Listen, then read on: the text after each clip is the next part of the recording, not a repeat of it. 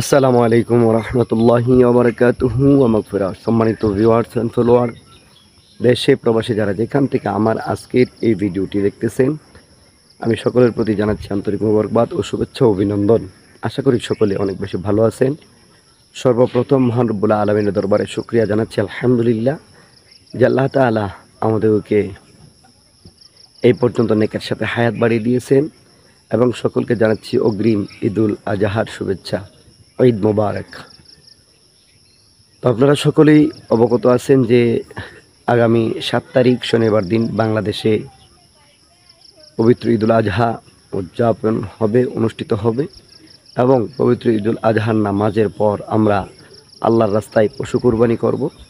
এটা আমাদের জন্য, যাদের জন্য ওয়াজিব হয়েছে, অবশ্যই আমরা আল্লাহর রাস্তায় কোরবানি করব। আমি সেই সম্পর্কে, কোরবানির পশু সম্পর্কে অল্প কিছু কথা বলার চেষ্টা করতেছি আজকের এই ভিডিওতে। না টেনে পুরো ভিডিও দেখবেন, আশা করি উপকৃত হবেন।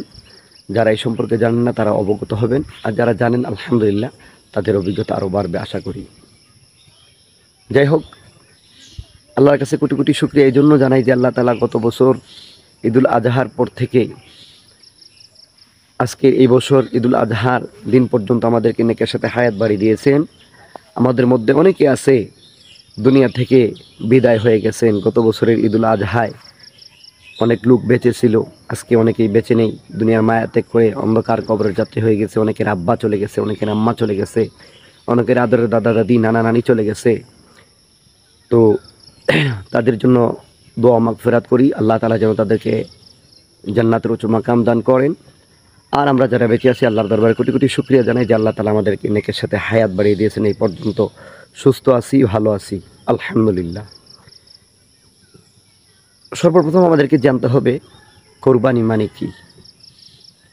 এই কোরবানি মানে আল্লাহর তাকওয়া অর্জন করা, তথা আল্লাহর প্রতি আপনার ভালোবাসা প্রকাশ করা, আল্লাহর প্রতি আপনার মায়া মহব্বত প্রকাশ করা। কতটুকু আপনি আল্লাহকে ভালোবাসেন, আল্লাহর প্রিয় বান্দা কতটুকু হইতে পারছেন সেটা প্রকাশ করা।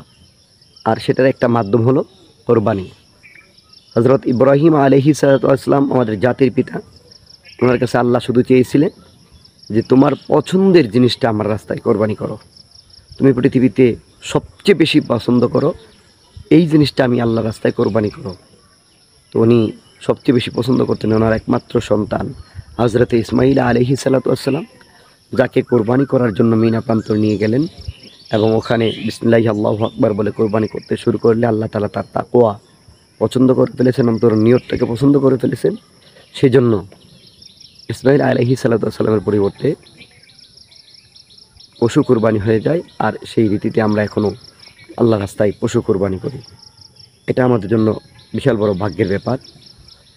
তো যাই হোক, এই পশুটা আমরা এমনভাবে পশু ক্রয় করব যে পশুটা আপনার আমার পছন্দের। কতটুকু মাংস হবে, কতটুকু মাংস বেশি খেতে পারবো, কতটুকু মাংস বেশি হবে সেইটা অনুমান না করে আমরা যদি আল্লাহ রাস্তায় কোরবানি করার জন্য পছন্দের জিনিসটা, সুন্দর জিনিসটা ক্রয় করি, তাহলে আমাদের কোরবানিটা সহি হয়ে যাবে। এইটা হলো আমাদের প্রকৃত নিয়ত। আর এই নিয়তটা যদি সঠিক থাকে অবশ্যই আপনার আমার কোরবানি আল্লাহর দরবারে কবুল হবে। যারা আল্লাহ রাস্তায় কোরবানি করেন প্রত্যেকের জন্য দোয়া করে আল্লাহ তাআলা যেন প্রত্যেকের কোরবানি কবুল করে নিন। আর দ্বিতীয়ত কথা হলো, পশু কোরবানির পর অনেক গরিব মিসকিন অসহায় মানুষ আপনার আমার কাছে আসবে, দুয়ারে আসবে।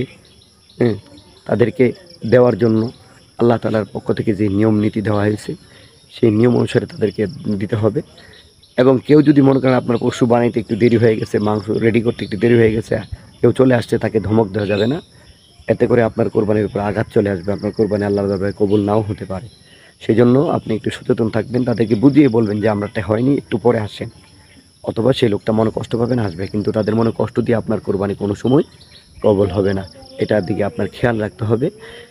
এছাড়া আর অনেক সমস্যা আছে, যারা অংশীদার আছেন তাদের মধ্যে অনেক সমস্যা থাকে, মনোমালিন্য থাকে, কোনো প্রকার ত্রুটি থাকলে একজন শরীকের কারণে সবার কোরবানি বাতিল হয়ে যাবে। এদিকে একটু সচেতন থাকার জন্য আমি বিশেষভাবে অনুরোধ করব।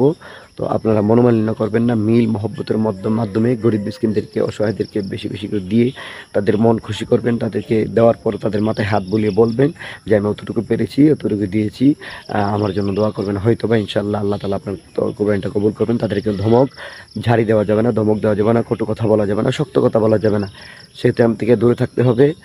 কোরবানি এর জন্য আপনার হালাল টাকা লাগবে, সুদের টাকায় কোরবানি হবে না, হারাম টাকায় কোরবানি হবে না। যদি কোনো অংশীদারের 1 টাকা হারামের টাকা থেকে থাকে তাহলে আপনার কোরবানি কখনোই কবুল হবে না। তাই আপনাদেরকে অনুরোধ করব, সবাই সচেতন থেকে আল্লাহ রাস্তায় কোরবানিটা করার চেষ্টা করবেন। আল্লাহ যেন প্রত্যেকে কবুল করেন, আমিন ইয়া রাব্বাল আলামিন। আসসালামু আলাইকুম ওয়া রাহমাতুল্লাহি ওয়া বারাকাতুহু। ভালো লাগলে ভিডিওটি শেয়ার করে দিবেন সকলের কাছে।